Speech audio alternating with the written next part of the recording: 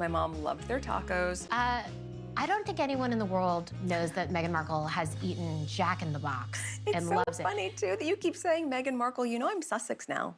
You have kids, and you go, no, I share my name with my children. Yes. And that feels so, I didn't know how meaningful it would be to me, but it just means so much to go, this is our family name, our little family name. Well, now I know, and I love it.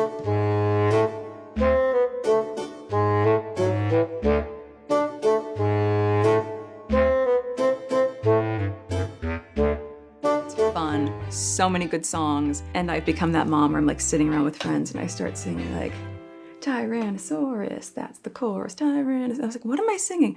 Oh my gosh, I'm singing Storybox. I'm singing Storybox. I am not singing. I used to know. Come on, act like you should wear the treetops. Did you see that? She like goes Oh, Meghan, just when you think the drama has died down, she finds a way to light it right back up again. From awkward interviews to failed business ventures, from being roasted over jam to flopping on Netflix, this Duchess-turned-lifestyle-guru has left behind a trail of truly cringeworthy moments. But recently, things have taken an even more embarrassing turn. Meghan's ex-husband reportedly spilled the beans, calling her out for being way more calculating and cunning than the sweet image she sells. And if that's not enough, those wild old rumors about her using a surrogate to carry one of her kids have clawed their way back online, firing up gossip blogs and Reddit threads like it's 2019 all over again. So today, we're diving into a full-blown compilation of Meghan Markle's most mortifying, cringe-filled, and flat-out bizarre moments. From trying to trademark basic English phrases to pretending to be a kitchen goddess while barely knowing how to cut fruit, Meghan has served us some of the most unintentionally hilarious content a public figure could ever offer. Remember the time she launched a jam line that no local farmer ever heard of? Or when she tried to pull off a candid promo video with Harry awkwardly filming her? Yep, we've got all of that and more. I watched every episode of the Meghan Markle Netflix show, so you don't have to. So I had no prior opinion on Meghan one way or another. But watching the show, I did feel like I didn't belong there. It kind of feels like you walked into the wrong house. And you're like, oh, how did I get here? And Meghan also doesn't really want you. Once upon a time, Meghan Markle was known as the actress from Suits. Not exactly A-list, but charming enough to land interviews and lifestyle blog features. Then bam, she married into the royal family, and suddenly she went from Hallmark movies to Buckingham Palace. But instead of living out a modern fairy tale, Meghan turned her new title into a non-stop press tour about how miserable it all was. From explosive interviews with Oprah to that moody Netflix docuseries, the royal soap opera kept rolling, and Meghan made sure she was the star of every scene. Fast forward to her post-royal independent woman era, and it's been a mix of ambitious flops and questionable reinventions, like the jam brand, American Riviera Orchard, which was supposed to be Meghan's big Martha Stewart moment. The only problem? No one knew where the jam was coming from, not even the local Montecito farmers. The product never hit shelves, and her Instagram page quickly became a ghost town. Then came the rebrand, as ever, a phrase as basic as it gets, yet Meghan tried to trademark it like she discovered fire. She made a dramatic video announcing it, acting as if she was unveiling something life-changing, when in reality, she was just reusing a centuries-old phrase. Even funnier, the logo looked suspiciously like the coat of arms from a small Spanish town. Plagiarism? Coincidence? Meghan never clarified. And let's not forget the actual content of her Netflix show, With Love Meghan. It was marketed as an intimate look into her home life and passions, but viewers were left baffled.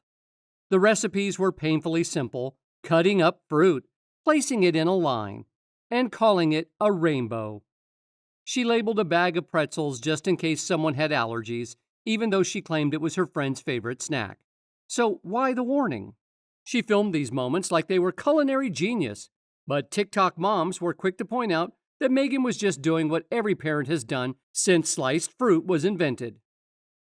One particularly awkward moment came when Meghan tried to make pasta and immediately felt the need to clarify that her kids don't eat heaps of noodles. It was such an unnecessary disclaimer but it revealed how obsessed she is with curating a perfect mom image.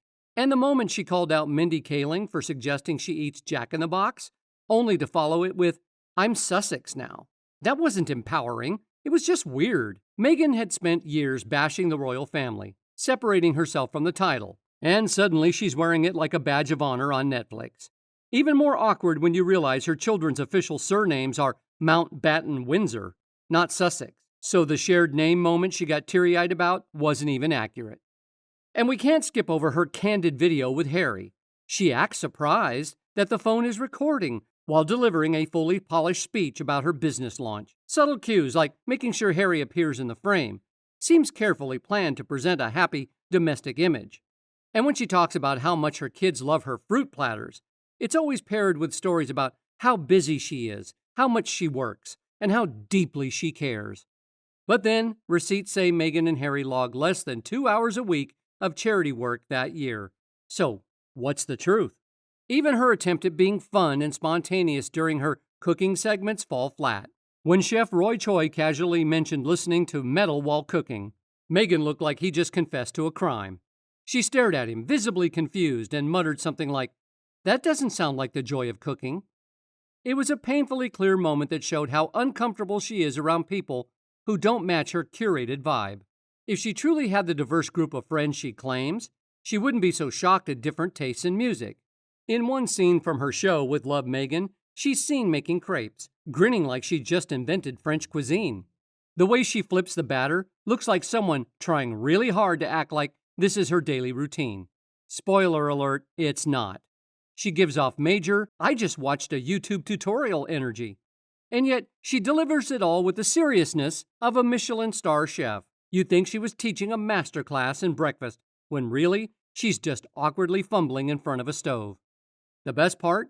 She genuinely thinks the audience needs her advice on how to do it. Meghan, most of us have been making pancakes since we were 10. Then in the same episode, Meghan shifts careers again, because why not? One day she's a duchess, the next a jam maker, and now a beekeeper. Yes, Meghan Markle, in a full-on beekeeping suit, declares, "We've been doing this for a year," before turning to her professional beekeeper and asking, "What's the lifespan of a bee?" Ma'am, if you've been keeping bees for a year and you don't know that, what have you actually been doing? It's clear the poor guy she hired has done all the real work. Meghan shows up twice a year, takes a few selfies, licks honey off her fingers on camera, and calls it a day. And let's talk about that honey.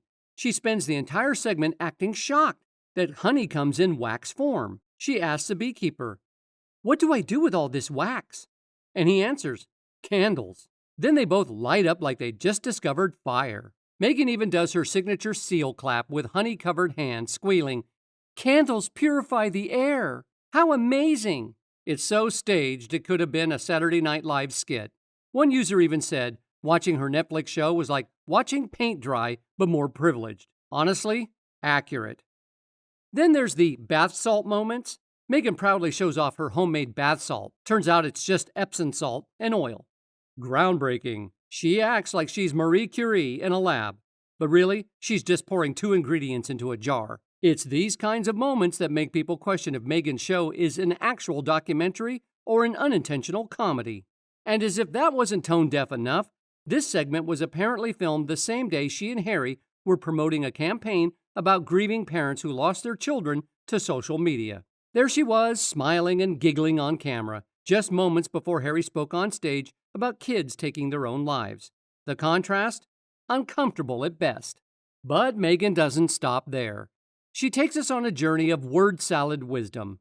In one baffling scene, she tries to explain how breaking something makes it more beautiful. Except it's not deep, it's just confusing.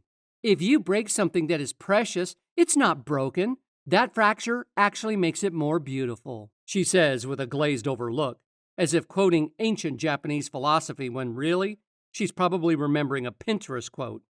One viewer wrote, "Her trying to sound wise is her downfall." Another added, "She's like a walking fridge magnet." Now let's talk about authenticity, or lack thereof. Meghan tries so hard to seem down to earth, but everything she says and does feels copied. Take her entire jam and gardening lifestyle, for example. In 2012, before Meghan was even on the royal radar, Vanity Fair wrote about how Catherine, the Princess of Wales, made homemade jam and chutney to give to the Queen for Christmas. It was a simple, humble act, and it wasn't filmed for TV. But now here comes Meghan, also suddenly obsessed with jam, chutney, tea, fruit platters, and family branding. Coincidence? Or a not-so-subtle attempt to recreate Catherine's image? And remember when she spoke over that poor chef who dared to finish his sentence? He was trying to vibe, but Meghan gave him the look. You know, that Meghan glare. Then when he says he listens to death metal while cooking, she looked like she'd just heard a crime confession. That doesn't sound like the joy of cooking, she muttered, clearly rattled. It was so painfully obvious she didn't know how to respond to someone with a different lifestyle. For someone who preaches inclusivity, she sure seems shocked when people don't match her aesthetic. But one of the most glaring copy-paste moments in Meghan's embarrassment reel? Her entire Netflix show, because it looks eerily similar to Pamela Anderson's 2023 series, Pamela's Cooking with Love. The names, almost identical. The vibe, practically twins. Both shows feature celebrities trying to connect with friends through food and farm life. Meghan even recreated Pamela's promo photos. Same hat, same side profile, same rustic aesthetic. The tagline on Pamela's Better Homes and Gardens cover was, "Returning to her roots." Meghan's People magazine cover? Come on, you know what it is. Also, returning to her roots. If Meghan doesn't owe Catherine an apology, she definitely owes Pamela one. The embarrassment doesn't end with the content. It bleeds into the response. Reviews were brutal. The Telegraph called it an exercise in narcissism, filled with celebrity cameos and product plug. The Irish Times said the show strained to be both aspirational and relatable, but never managed either. Even The Independent pointed out that Netflix didn't give her a proper red carpet premiere. No press, no celebrities. Just a small theater filled with about 10 women, who, by the way, were reportedly surprised by Meghan filming the whole thing on her phone. Some even got as-ever tattoos. Despite the name being a recycled brand concept Meghan only went with after failing to trademark her original choice. And the cherry on top? Meghan went on the Drew Barrymore show to promote the series and seemed to make up stories about her kids and Harry just to keep the spotlight on herself. Poor Harry. He barely exists in her show. He's background noise, an occasional prop in Meghan's curated world. Every time he tries to say something, here comes Meghan with the interrupting claw, ready to reclaim the mic. Now, if you thought Meghan Markle's cringe was limited to cooking disasters and branding fails, we're just getting started. Because long before With Love Meghan hit Netflix, her real-time bloopers were already circulating the internet like wildfire. In fact, many people have forgotten, or maybe just tried to block out, the never-ending stream of secondhand embarrassment that followed Meghan from palace gardens to sports stadiums, from royal ceremonies to public stages. And trust me, once you start watching these clips again, it's impossible to unsee them. Let's begin with a classic Meghan power move, sending Harry a word salad of the day. Rumor has it she emails him a new phrase every morning and expects him to use it at least 50 times, or risk being banished to the kitchen coop. Jokes aside, that might actually explain some of Harry's more glazed-over expressions in public appearances.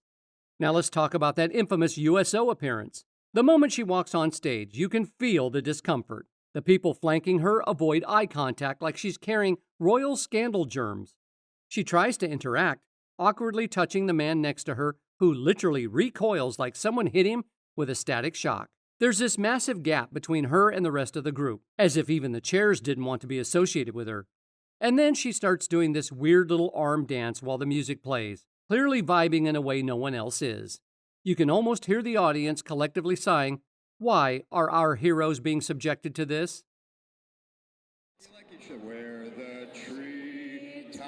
Touching him like a weirdo. Children, listen to hear. Look how much space there is between her and everyone else. You've come a long way. I'm dreaming.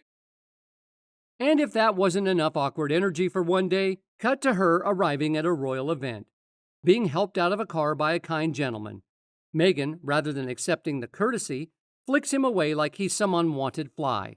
It's the "how dare you touch me" face for me. Moments later, we see Meghan and Harry being escorted out of King Charles's garden party. Why? Because allegedly, Meghan was bored and kept whispering that she wanted to leave. When word got back to Charles and Camilla, they were happy to oblige. The clip of them being shown the door smiling through gritted teeth is downright iconic. Next up, wedding disasters. Meghan once wore a duvet cover to someone's wedding. No, not literally, but the massive slippery bedsheet-looking ensemble had everyone wondering if she'd made a wrong turn from her bedroom. As if that weren't enough, she's seen loudly chatting to herself. Yep, no one's listening, as the Queen awkwardly nods. Then comes the infamous push your way in front of the Queen moment. Meghan seems confused about where she's supposed to be, so she just decides she'll go wherever she wants. Protocol? Never heard of it. Let's fast forward to her rifling through Harry's things while his friends awkwardly watch her like she's just been caught snooping in someone else's medicine cabinet. Her behavior is so bizarre they literally back away. At one point, Meghan gets frustrated because Harry didn't hand her a pen. You can practically see her face screaming, "You're gonna hear about this later." And spoiler, he probably did. One of the best clips, Meghan tried to be relatable to kids and getting ignored completely. Not even a wave, not even a glance. Kids can sense authenticity, and clearly they sensed something was off. In another clip, a baby flat out frowns at her. And let's be honest, babies don't fake it. That baby's reaction was a whole Yelp review in itself. Then comes one of the most unintentionally hilarious moments ever. Harry and Meghan arrive late to a performance. The audience is applauding for the show, but Meghan thinks it's for her. Her face lights up like she just received an Oscar. Even better, one woman in the crowd mutters something under her breath. We don't know what she said, but her expression is everything. Top-tier side-eye energy. The Commonwealth Day clip is a must-watch. Meghan spots the camera and immediately snaps into influencer mode. She starts gawking and grinning, while everyone else looks straight ahead, focused and professional. Sophie Wessex clocks her instantly and throws her a look so sharp it could slice through her Instagram filter. Now let's talk about fashion fails. Meghan once landed in New Zealand in a short skirt and a flowing jacket on one of the windiest days imaginable. Within seconds, her outfit starts flying in all directions. It's like watching someone trying to reenact Marilyn Monroe's subway scene, except Meghan looks more panicked than playful. It's not elegant, it's not cute, it's I wish I'd worn pants energy. And then there's Morocco. Meghan charges forward during a royal event and nearly trips again. She elbowed her way into a group photo, violating cultural norms and prompting side glances from officials who clearly weren't briefed on what to do with her. One local even described her behavior as repugnant. That's a strong word. And who could forget the time Charles had to remind Harry and Meghan to stay in the background during a major royal ceremony. As senior members only were allowed to step forward, Charles gently motions them to stand back. Instead, they inch forward like rebellious teenagers at a wedding buffet. Behind them, someone eventually tells them to stop, and the awkward shuffle that follows is comedy gold. Let's not forget the baby bump mishaps. Meghan clutches her belly in a dramatic pose, but this is after giving birth. Oops. Old habits die hard, I guess. Or maybe she just forgot that there wasn't a flash camera to blame it on. Then there's the awkward Red Sox game. Harry and Meghan clearly had a fight before arriving. You can see Harry's face, tense, annoyed, absolutely done. Meghan tries to play it cool, but Harry's fidgeting like a kid who needs to pee. Later, they're seen ignoring each other completely. Royal tension. Just make it stadium edition. And finally, back to her adored public. You'd think a couple as loved as Harry and Meghan would have crowds cheering, right? Not exactly. Most fans' interactions are either confused, awkward, or flat out cold. One woman literally turns her back. Another waves them off. Even their adoring fans seem unsure whether to smile, speak, or just run in the other direction. Meghan Markle's archive of awkward moments reads like a highlight reel of what not to do when in the public eye. Whether it's clashing with royal tradition, dominating every frame, misreading the room and the applause, or reinventing herself based on whatever gets clicks. Her efforts to appear natural and relatable often backfire in the most entertaining way. So what's next? Will she try goat yoga in Montecito? Launch a new scent called Sussex Sunset? Rebrand her jam into emotionally intelligent preserves? Who knows? One thing's for sure, if Meghan keeps serving us moments like these, we'll never run out of content. And as always, don't forget to like, comment, subscribe, and send this to your friend who still thinks Meghan was just misunderstood.